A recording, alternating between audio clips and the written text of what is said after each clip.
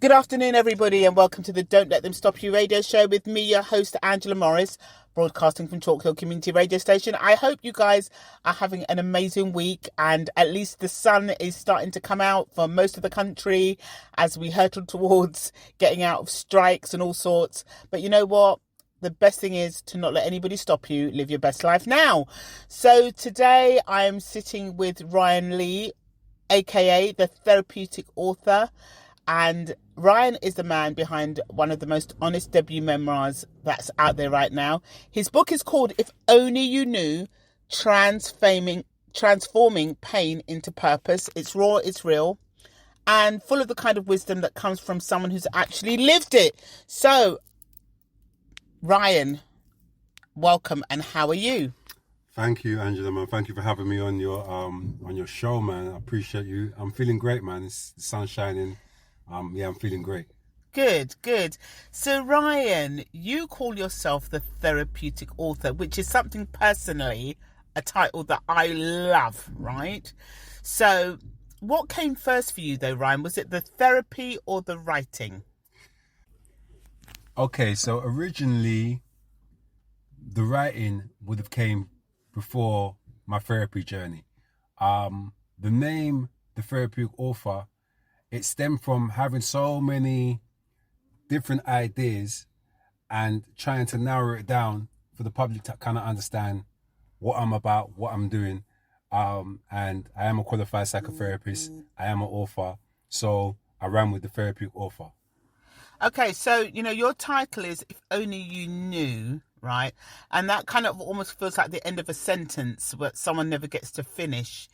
Was there a moment of conversation that made you think, right, I need to write this down? Yeah, there was moments in my life, things that I've been going through, where I had to stop and say to myself, wow, if only you knew what it took to get to this stage, if only you knew what I just went through. In relation to writing things down, the process of writing the book, it was spiritually led, and I would write things down on either journal things. I'd be doing the dishes and write something down, and as the book started formulating, I just used it like a puzzle and put it all together. So that's the kind of the process of writing the book. Right. Process. Okay. So obviously, Ryan, you are a therapist now, and you that's not your story now. So for our listeners, right? So you come, from, if we use the word humble beginnings, I mean, obviously I know of you a little bit. You weren't like dirt poor in the ghetto or anything, but you are, the book is set against the backdrop of South London. If you're you're from Croydon, I'm from Croydon, so please don't judge us listeners out there, okay? Right, it is what it is. So, how much did where you grew up shape you, Ryan, to the man that you became and the struggles that you went through? I'll give our listeners some backdrop to your story. Yeah, well, my environment and where I'm from has shaped me. It shaped me quite a lot. The backdrop to my story, without giving you the whole book. Sure, don't do that, because we want people to buy it. Is I come from a background of a two-parent home. The first 12 years of my life, my dad didn't live in my home, but he's always been influential in my life. So I come from a background of love. Yeah, so I come from a background of love, and I've got that family dynamics. But once I started reaching my teenage years, my environment, what I wanted for myself, and suppression. There was a lot of things as a young male that I felt like I suppressed. So by the time I reached teenage years, I ended up being a victim of the school to prison pipeline. That was from 16 to 19, in and out. And then most of my teens and 20s there on out was just led a life of crime, but it was a life of crime where I was 2 feet in. Right. Yeah, it right. wasn't 1 foot on, 1 foot out. Right, you were fully immersed. Fully involved. Right. So there's a rawness to writing about your own neighbourhood. Okay, so were there times when you thought, Ryan, people I know are going to read this, and did that make you edit yourself, or did you write even harder because you thought people might read it that you knew? I wanted to be as true to myself as possible. I knew that based on where I'm coming from and who I am, that there's certain things I'm not going to allow my ego to just give you stories for the sake of giving you stories. Right. So as I said before, the book was spirit-led. So the stories that are in the book, I feel that they are milestone stories that help me get to the next level, or stories that I was able to extract the wisdom from and be able to share with people. So yeah, there was a part of me like, I don't want to give away too much, but at the same time I want it to be real. Right. And evidently I don't want to create a book or a memoir that's gonna evidently send me to prison. Yeah, sure. Yeah. No, I'm doing no more time on it. Yeah. So you got to put some things in code, right? And also leave some things for people to put the interpretation, like a bit of make of that what you will. Exactly that. Right. So the subtitle of the book, though, is transforming pain into purpose, and that sounds beautiful in a book cover, Ryan. But in real life, the transformation isn't pretty, is it? So, what did the messy middle actually look like for you, or feel like for you? The messy middle felt like straight survival mode. It felt like it was betrayals, it was hardships, it was putting my life on the line day in, day out. It was being in the station day in and out. It was prison visits, week in, week out, year on, year out. Right. I can go as far as to say I'm 40 now, but from our teens, there's never been a time where everybody in my circle have been actually out. There's always been somebody inside. So the journey it's been deep. Right. So yeah, you write about confronting like inner demons, Ryan. So we'll just pause for a moment, and for the listeners who are right in the thick of their own battle, or maybe their children, right? What would you say is the next step? Because sometimes even the first step feels impossible. Every step is important, and not looking too far ahead. Yeah. I'm realizing the power of what one step means. Right. In the right direction. And always looking within, asking yourself, why am I moving this way? Right. Being accountable. Why am I dealing with this person this way? So the first step is always to look within. Right. Okay, so, because, I mean, obviously you're going through this stuff and whatever. At any point, did you ever kind of think about what your parents might be feeling, or were you just in the zone, like you weren't even considering what they might have experienced? Or, I mean, now perhaps you can, but back then, did it ever cross your mind, like what impact this was having on your family? I don't think it did, because it was more based on survival. Right. So yeah, staying alive and staying out of prison was what was most important for me. Right. So I still, to a degree, had a good relationship with my parents. My father, I would say, understood it a little bit more, because he understood both sides of the game, because he was able to make that transition in his life as well.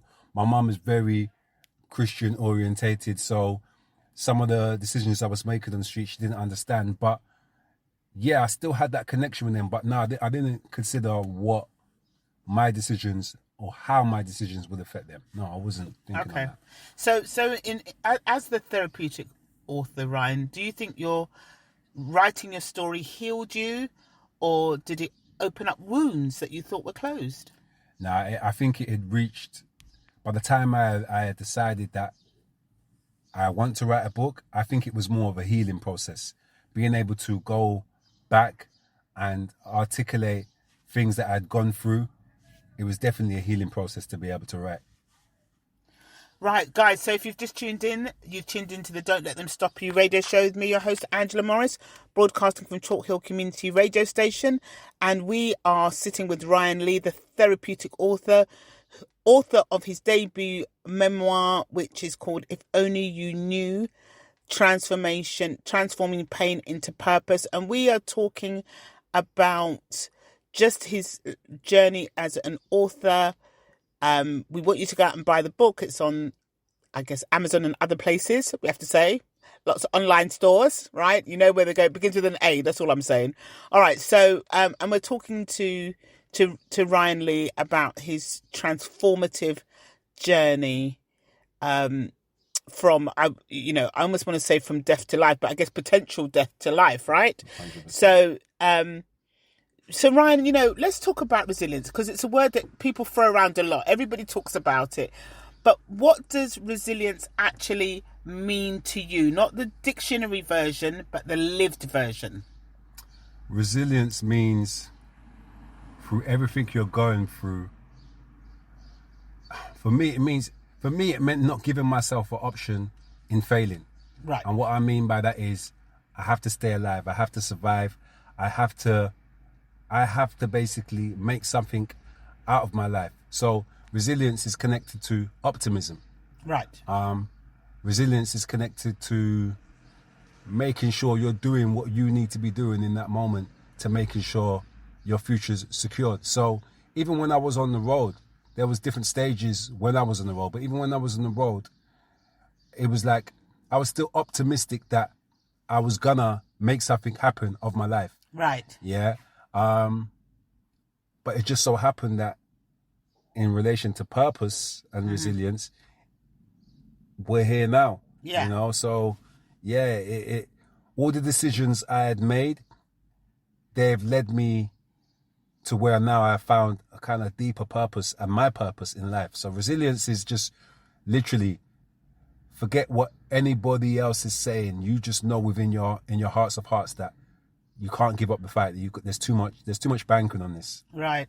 And so with this book, was there a chapter, Ryan, or a section that you almost didn't include, right? Something that maybe felt too personal, too raw, and then you went, no, actually, I'm going to keep it in there. No, but what I will say is there was an added chapter. Right. I began writing the book originally just before the lockdown, but I spent most of the book was created in the lockdown.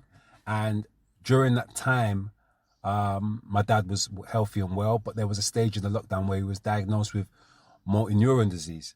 And for those that don't know what motor neuron disease is, it's a disease that basically it breaks down the body, but it stops the neurons in your brain sending signals to the muscle.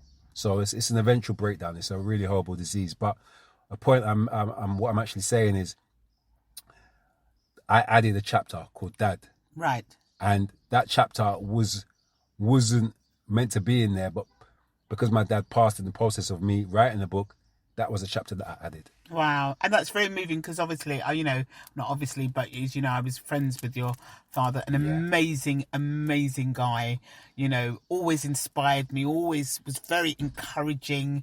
He saw things in me that I didn't even see, so he was quite incredible. And still miss him, Mike, we miss you. Yeah, we all do, man. We miss you. So you've mentioned a couple of times that this was a spiritual, I don't know if was it an event, was it an epiphany, spiritual journey? What happened with you, Ryan, to get to the stage you are now? What happened to me is, I mentioned it in the book, but there was a stage where I spent a lot of time in America focusing on my boxing career. Okay. Boxing has helped me to get to understand myself more. Some people think boxing just makes you more aggressive, but it actually makes you more calm and more controlled. So in relation to this book being spiritually led, what I mean by that is when I started writing the book, it was like almost like a pouring.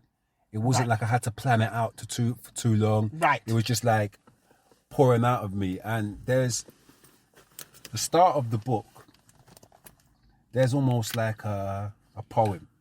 Yeah. And that wasn't actually written at the start of the book. that was written later down in the book. And I woke up at 4 o'clock in the morning and just literally wrote these words. Right. Yeah? And that same day, my great auntie, my grandest sister, passed away. So that's what I mean. That's what I mean by spiritually led. There's certain things that were just coming to me, and I would just write down. Yeah. So when you say spiritual led, you saying in terms of you felt like God was at work in your life? 100%. Right. 100%. Right. So you feel like nothing was a coincidence. It didn't just happen. It was all timed. No, everything was about the timing. Everything that's led me to this stage has been me being able to look inside myself, build that relationship with the Creator. Because speaking from my experience, I can't speak for everyone else's, but I know the Most High is real. God exists, and it's like having a phone conversation with somebody or a friend.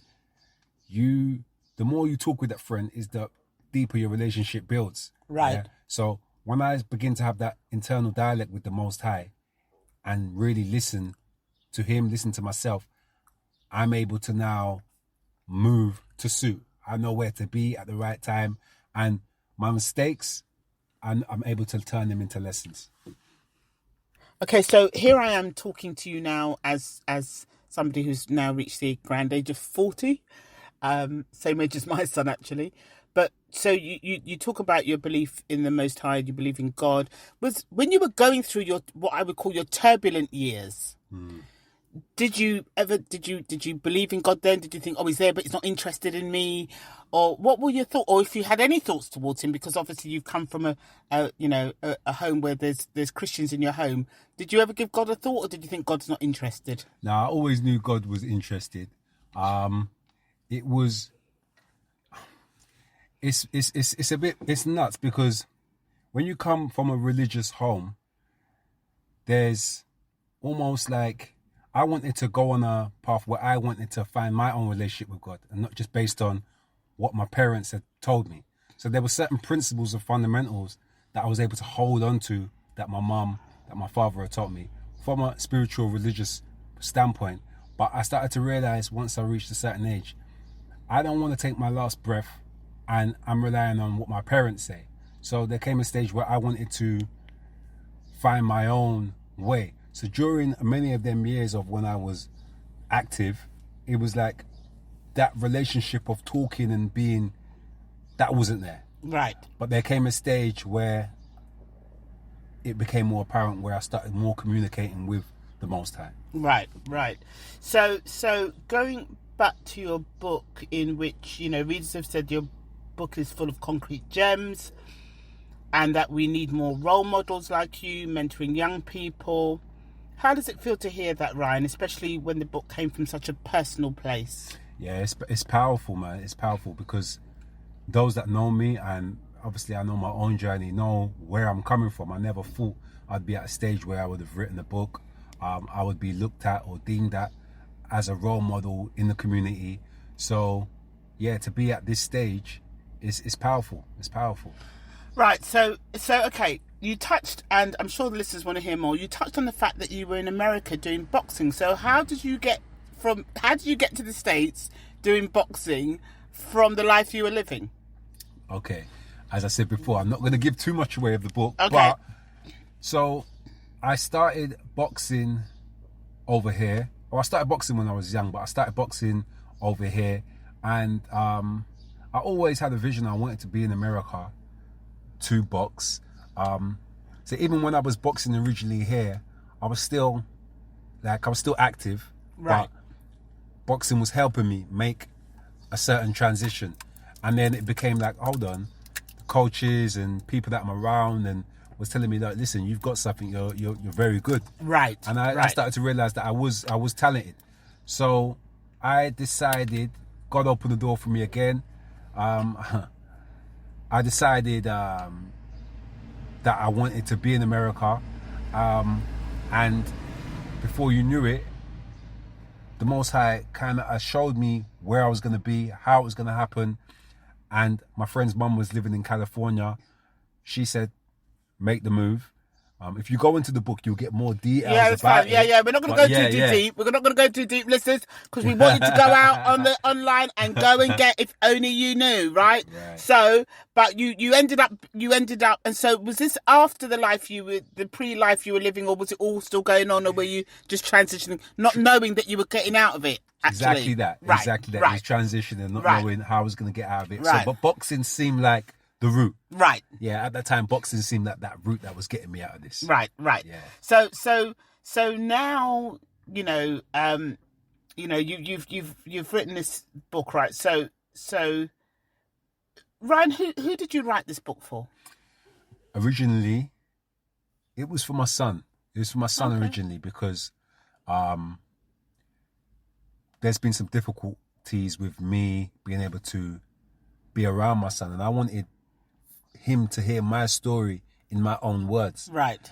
Then it became about me personally, being able to write and leave something in my own words. And again, it became about the healing process and how important writing was for me. And then it became about, thirdly, about people that can gain wisdom from my story. And just being able to say that I wrote a book and have the joy of allowing my family to read the book. So that's who the book was for originally. Right, okay. So guys, if you've just tuned in, you've tuned into the Don't Let Them Stop You radio show with me, your host Angela Morris, broadcasting from Chalkhill Community Radio Station. And I'm with the amazing Ryan Lee, also known as a Therapeutic author. And we are discussing his amazing book, If Only You Knew, Transforming Pain into Purpose. And if you need to go out and get this book, guys, and certainly, if you're struggling, or if you know of a young person who's struggling, there are gems in this book, and we need to go there. So Ryan, if someone picks up your book, right, and they're going through something that they can't put into words, what do you hope they can walk away with? I hope they walk away with knowing that how important, or remembering how important they truly are. A lot of people forget their value, you know what I mean? So I want you to remember how important you are, and I want you to remember that you are not your experience. You may be going through something, but this isn't actually who you are.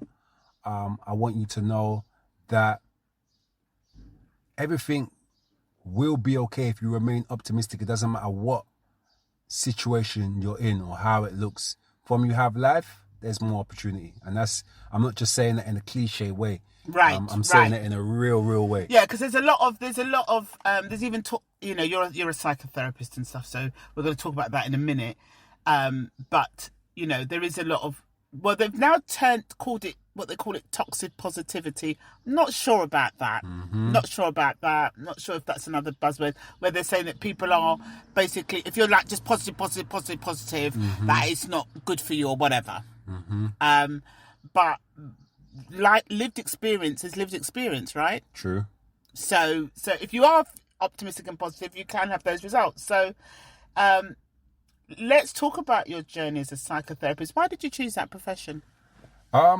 I never chose the profession. The profession chose me. Love that. No, truly. Yeah, love that. But what I realized once it had chosen me, is that I was a psychotherapist before I was a qualified psychotherapist. Right. Yeah. So what ended up happening, and this is the power of words and the power of just a conversation. It was a conversation that my dad had given me in a lockdown, where he called me and said to me, "Son, I've just come off the phone to another black female therapist, and she's saying the need for male therapists, especially black male therapists, were needed in the community." When I come off the phone, I said, "Dad," or when I was on the phone, I said, "Dad, what, as in like counselling, therapy?" He's like, "Yeah." So when I asked him what the process was, he said, "All right, call this person." He gave me the person's number, and she walked me through the process. And when I came off the phone, it was a feeling that I had that I'm quite familiar with, and I'm getting more familiar with. It's that gut feeling that just lets you know, yes, you're onto something. Yeah. Move on this. Right. And as soon as I came off the phone to her, I immediately started looking at courses that I can start to start my therapy journey. Right. So, and the very powerful thing about that, so it's about taking action. Right. And a lot of times what happens is, you know, I suspect almost everybody has had that gut feeling moment. Yes. You know, that moment of, oh my gosh, that's talking to me. It can almost take your breath away, yes, right? Yes. And then you make what people do is one or two things. They either make a move or they start talking themselves out of it. Yep. Right? So what you did was you took action and you made a move. You're like, no, this is me. I feel this. 100%. I'm going to make a move. I'm going to take action. So you took action by actually studying and guys, can I just say from my little humble applied psychology background that bit about taking action is so important for us just as individuals, and it's not always going to make sense to people. No. People aren't always going to get it, and they don't have to get it. That's the point. They don't have to get it, but you must get it if you want to feel fulfilled and go on your journey. So that's my little message preaching over for me. Back to you, Ryan. So you took action and started your studies. And how did that go for you? When you actually signed?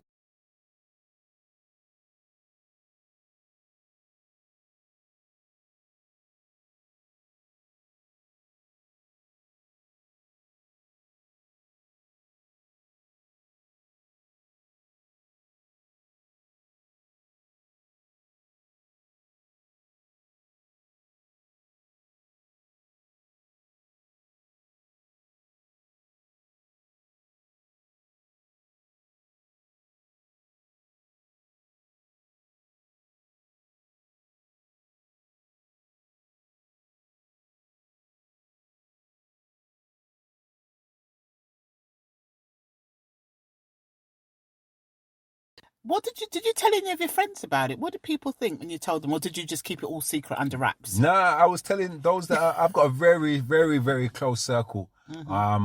So there's no shame, or they all know my journey. And to be honest, they were so proud. They just wanted me to just do it because they know where I'm coming from, you know? Yeah. So yeah, I let everyone know. And yeah, it was a process. Yeah.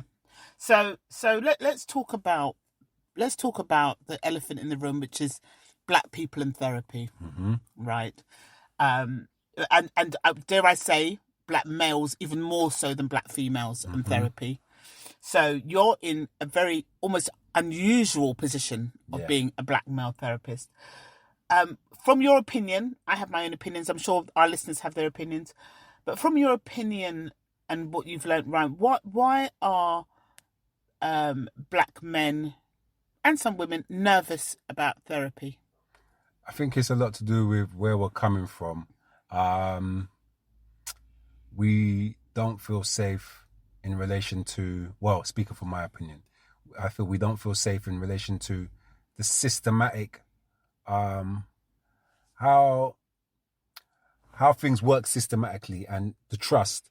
We don't feel, it's always been in our background. It's like you don't talk about what's going on outside your home. And to a degree, I believe, there's certain things that may need to stay in the household, but there's also certain things that we suppress, that it's not a matter of pointing the finger or talking on certain things. It's just a matter of releasing what has been bound, you know what I mean? And that creates a shift.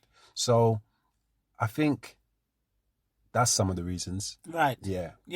So I think, no, because it's really powerful that you've chosen, as I say, that as to do that work as a full-time work, and dare I say, you do not fit the stereotype, which is so powerful, right? Of what people think would be a black therapist, something probably a bit middle class, a bit speaky, a bit uppity. No, you're proper, like, still from South London. Yep. You know what I mean? You're still yourself. Yep. And do you find that's helpful because you are like that when you're engaging? 1,000,000%. I feel like my life experiences have made me a more efficient psychotherapist. Right. Although it's not about me, it's about the person I'm sitting in front of. Right. I'm able to have more empathy because of all the different experiences. I understand both sides of life. So merging that in with my therapeutic knowledge now, yeah, I can see it's powerful. Yeah. Yeah, it's powerful. Yeah. And do you, as a therapist, how do you, I guess you have supervision and stuff, because how do you manage people's trauma stories, which you must be hearing all the time? Some of it you could probably go, yeah, I hear that, I've heard that 50,000 times. So you can end up being like, yeah, I've heard that. But actually, if you are empathetic, which a lot of therapists are, how do you kind of cope when you're hearing story after story, especially where young people are concerned? Well, firstly, I deal with everybody like an individual. So if I hear the same story from a different people, it's like, I know I'm dealing with everybody as individuals. You're not the same as somebody else just because you've got a similar story. Secondly, I lost my train of thought. No. I was talking about like when you hear the stories from young people. Sorry, there was a second part. Yeah. But the second part is, how do I deal with that? So it's important for me to make sure that I'm balanced as well within myself. I'm doing what I need to be doing, whether it's training, reading, supervision, therapy, whatever I need to be doing to make sure that I'm balanced. Because when you are a psychotherapist, you are taking on a lot of people's energy, you're taking a lot of people's stories. So self-care is important. Yeah. So do you work with all ages, Ryan, or do you mostly work with young people? I work with all ages, adults and children, but I've got more. I really want to really be concentrating more so on the youth, but definitely on adults, because even from a parent's perspective, they go through certain things, and when the children are making changes, say I'm dealing with a child and they're making changes, but the parent, on the other hand, is still got the same learned behavior. Where does that leave the child when he goes back into that environment? So I believe that it's important to be able to bridge the gap, to be able to continue to work with the children, give them what I feel would have helped me, and give them a place to express themselves, and also work with adults. Right. Okay. So going, when we look at, let's talk about men. Let's talk about black men who are still probably somewhat underserved and under-resourced, but things are changing little bit, slowly, because here we are talking to you. So. When we talk about black men, particularly from like inner city communities, and they aren't always encouraged to be open about their emotions, are they? No. So do you see your book, Ryan, as changing that conversation, or part of the change of that conversation? Well, as you said before, I'm a young black male, gold teeth in my mouth, locks. You know what I mean? Yes, for those who can't see him, yes, I had some young dude. And yes. I feel like, I think it is changing. It's changing that conversation, because it's changing the narrative. You know what I mean? It's breaking the stereotypes, I guess. Yeah, exactly that. It is. Yeah. So that's kind of exciting. That's exciting for you, because you are like a forerunner, right, of breaking stereotypes. As I guess you've mentored people, but I'm sure you've come across a lot of people, Ryan, since you've sits writing your book and things, that you've inspired for them to improve their lives. Yeah, I've heard so much testimony, so much stories, messages, people that I've come into contact with, and to be honest, because I know where my power's coming from, it's like I accept what people say, and I'm so grateful and thankful. But then I also think about all those that have inspired me. Yeah. So it's just like a circle. So I'm just gonna continue to do the work automatically. It's not always about the praise, because I know that the power is coming from a higher source than me, which is the Most High. So I'm just gonna continue on my journey. Amen. So yeah, and that's really interesting, because the one thing about ego, and funny enough, I've been reading some books around that. Which is very powerful, very dangerous, and has in some places been and some platforms almost actively promoted. Definitely. But I think people don't understand the purpose of the ego. Yep. Let's talk about that. Yeah, I think that's a good point you raised. It's like, even when I was going into the boxing ring, it's like, okay, you do the training, we're all training, everybody that's getting in the ring is training to fight, training to compete. They're all training for this day, but ego, your ego you've done the training, your ego might tell you, listen, you've got this. That's kind of like healthy ego. Right. But there's unhealthy ego as well. It's like, as I said before, going back to writing the book, there's so many different stories I could have told. You know what I mean? But am I doing this to glorify myself, glorify crime? No. So you've got to really fine tune and really look inside yourself and ask yourself, okay, what's the purpose of this? Right. Yeah, because ego can be there to protect you, but then it could also be there to hurt you. And more time it's using to hurt. I was going to say, because I guess what you might say is we see a lot of ego running around the streets in full flow, right? 100%. This is so yeah, as I say, I'm kind of on this element of my life where I'm reading a lot about it and at a deeper level to kind of understand its role. So, and it's something that you continue, from what you're saying, and I think you might agree with me, is that you have to continually monitor. 100%. It's everything's, you've got to keep it on a leash. Everything's a continuing of monitoring self. Yeah, that's what it's about. Yeah, especially with the ego. So always, you never just reach, because once you reach, there's still more travels to go. So it's like, bearing that in mind, it's like I've reached a certain point, but I don't just drop everything I've learned. I still got to carry everything I've learned and continue to go and not let the ego get the best of me. Right. So, you know, I think one of the things you've said, which is really kind of poignant, that I noticed you said a few times, and that is that you're kind of saying like the change starts with you. And so for our listeners, kind of, if you can give a bit of an insight, because, you know, we are especially in the West, we're really good at blaming people for our problems, right? It's your fault. And maybe there have been contributing factors. So how do we take it back to you when we feel like there's a whole raft of people out there that we feel it's their fault why we are the way we are?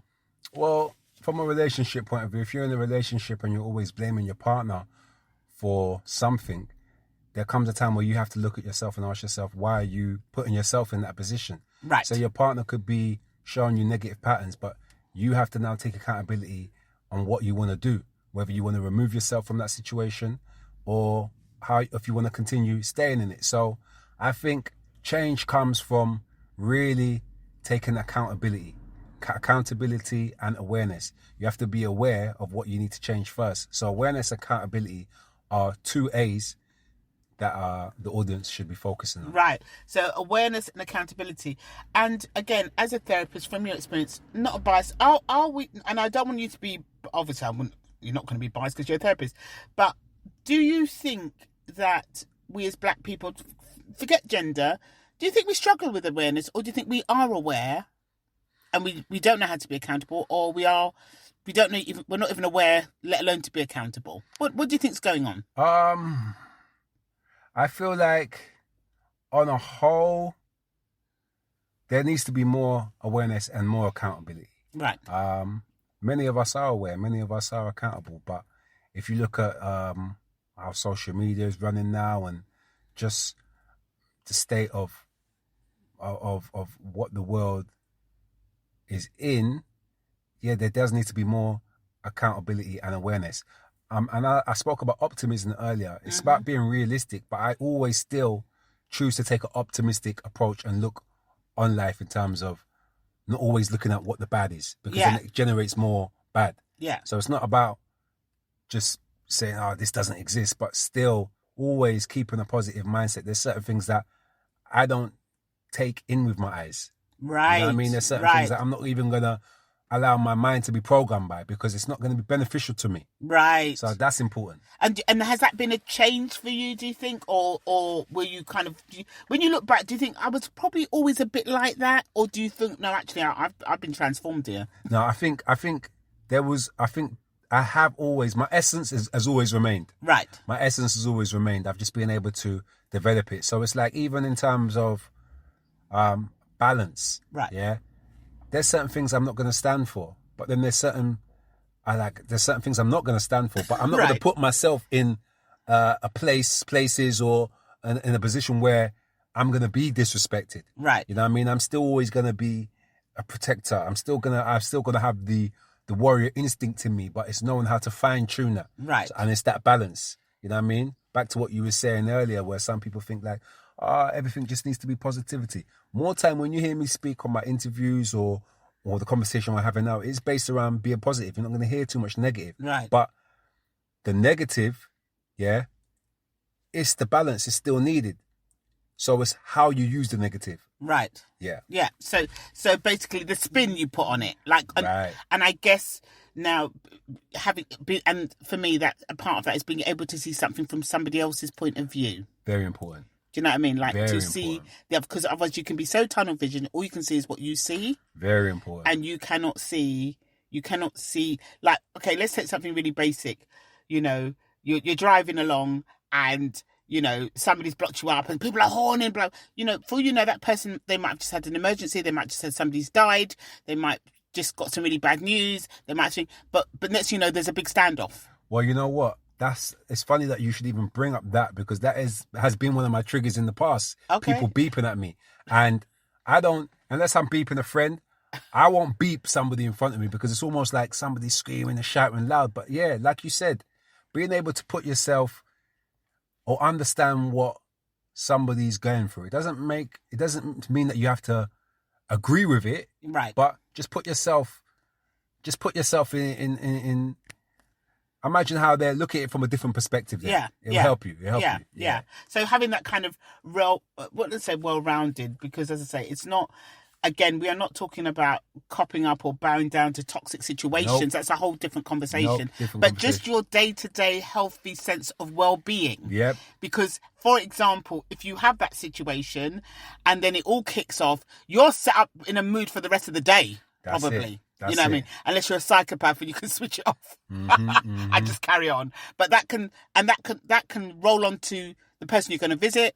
Then you might be off key. That's might it. be in a bad mood. You might shout at the kids, kick the dog. You know, shout at the missus, and just and all because maybe you didn't take a second to think. You know what? Maybe that man's just having a bad day. Let me just keep it moving. Yeah. And sometimes people think that this is just how they are. They've been responding and moving a certain way for so many years. But now, well, that's just how I am. But where is this stemming from?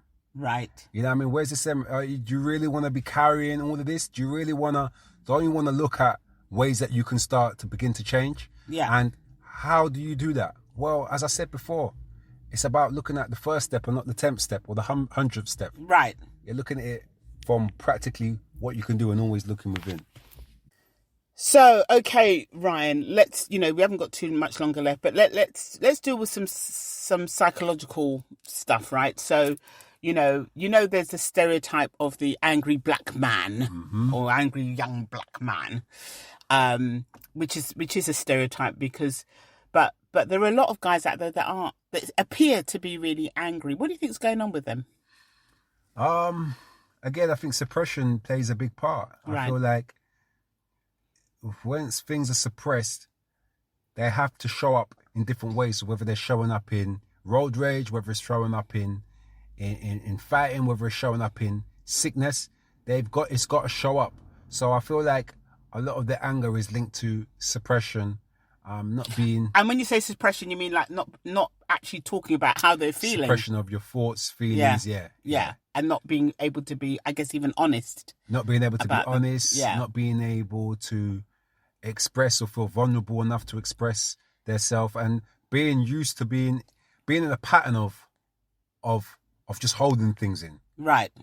And yeah, so there's a kind of, it looks like an emotional shutdown. Right. But really it's not. It's going to come out, as you say, in a different way. And I guess when you get too old to fight, you start getting sick, right? This is it. When you're younger, you can battle your way through. Not the best idea, people.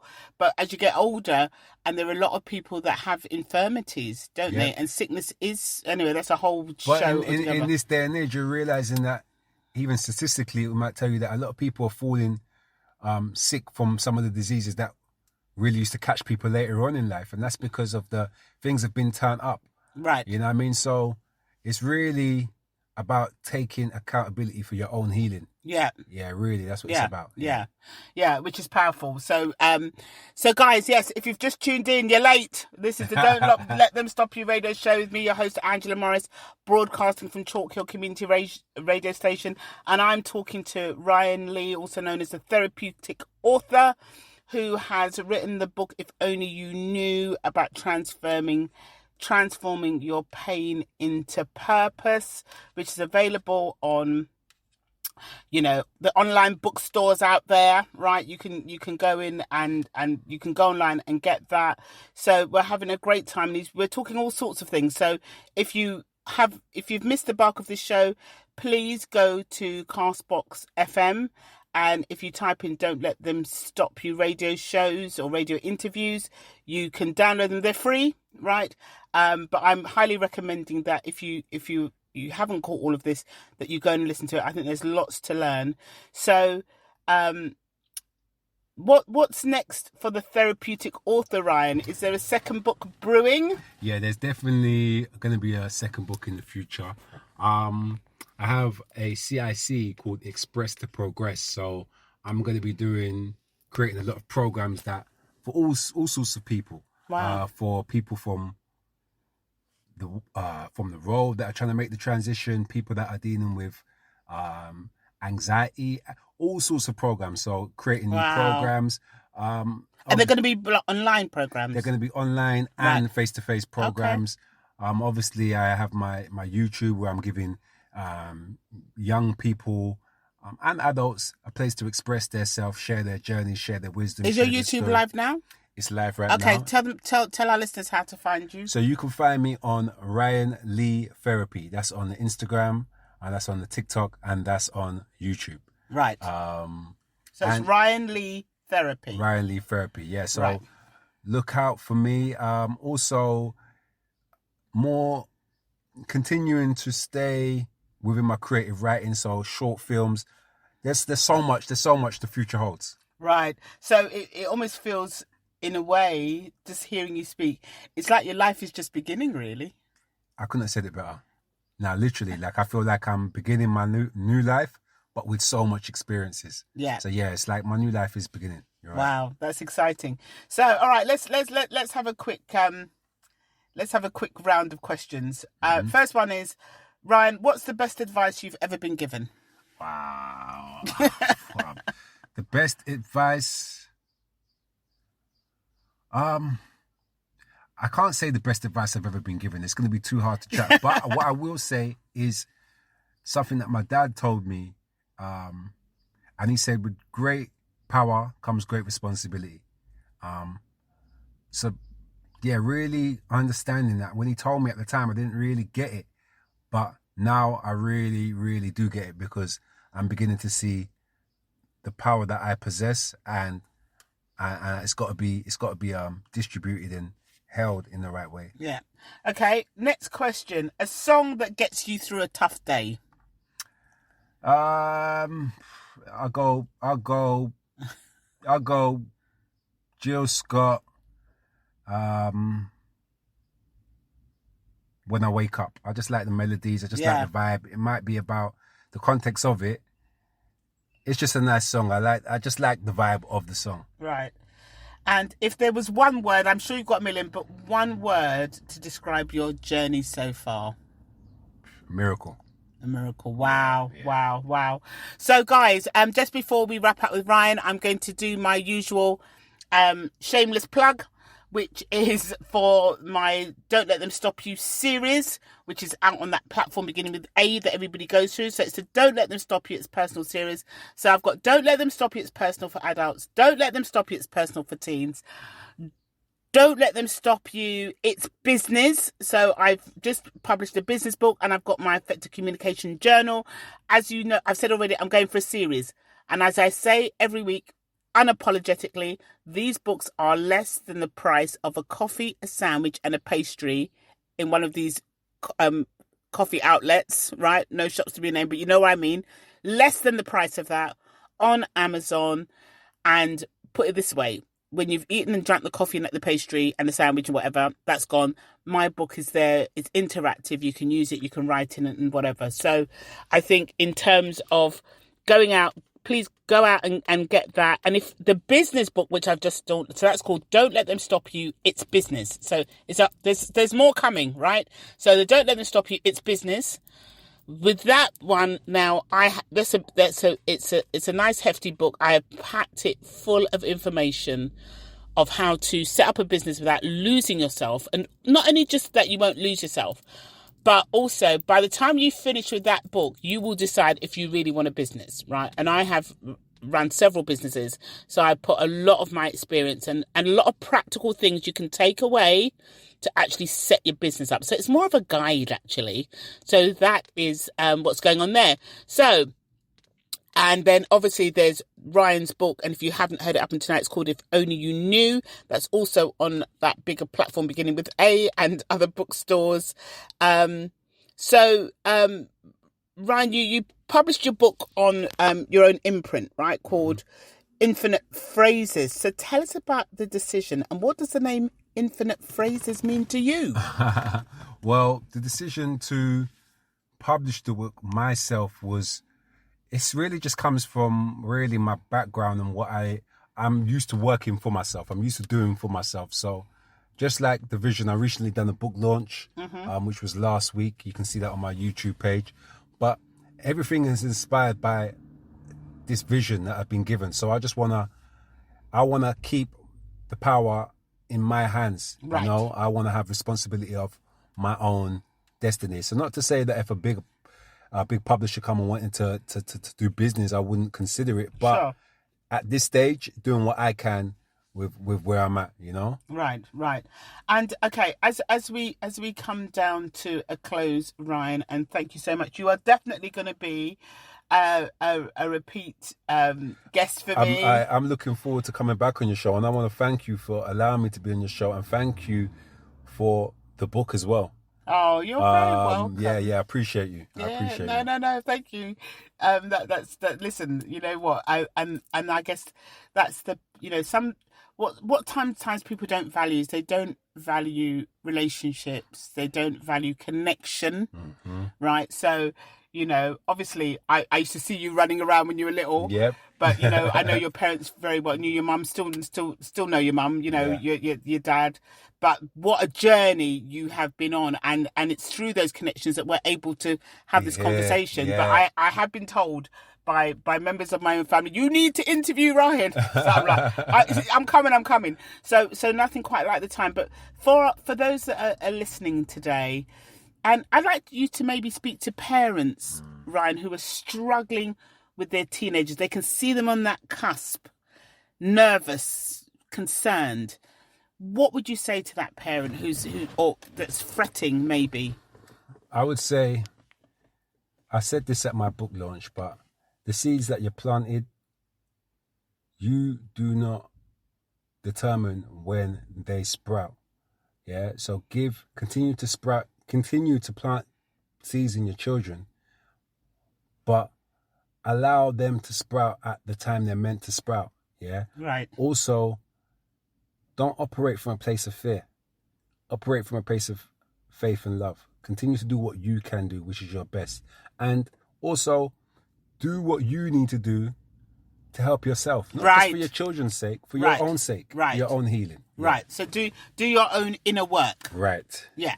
Because you still have a life to live, right? You still have a life to live. Because one day they're going to grow up and tell you that they're gone. Right. And they're off doing their own thing. Right. So you need to think. So you need to also do your bit of self, which is also an element of self-care, isn't it? 100%, also looking after yourself. 100%. Especially for the women who can really run themselves down worrying about their kids, right? 100%. And guess what? They're not going to be kids forever. This is it. You know, take it from me that's got 30s and 40-year-olds. You know, it goes in a minute. So look after yourself. And just one more time, Ryan, where can people find you and look at your material or maybe even contact you? You can find me on Instagram, Ryan Lee Therapy, TikTok, Ryan Lee Therapy, and YouTube, Ryan Lee Therapy. If you message me on Instagram, I'll get back to you. I'm also on Facebook on the same thing. And yeah, that's where I'm at. Right. So, and I would just say in closing, Ryan, thank you so much for coming. And also, guys, if you are going to message Ryan, please understand that he is a paid for service. He's a paid therapist. We're not trying to do freebies here. All right. We just so understand if you reach out to him, he is a paid for therapist. So please, get your credit card or your bank card ready. Don't be trying to mooch off information. Not that any of my listeners would do that, because they're all really nice. But just in case somebody randomly came on here, we're not doing exploitative of black businesses, right? Yeah. Okay, so Ryan, thank you once again. Oh, thank you. I appreciate it. It's been a pleasure, and I look forward to having you back on again. Take care. Take care, everyone. And everybody, see you next week. Thanks for listening. You're welcome. Bye-bye. Don't let them stop you. It's personal.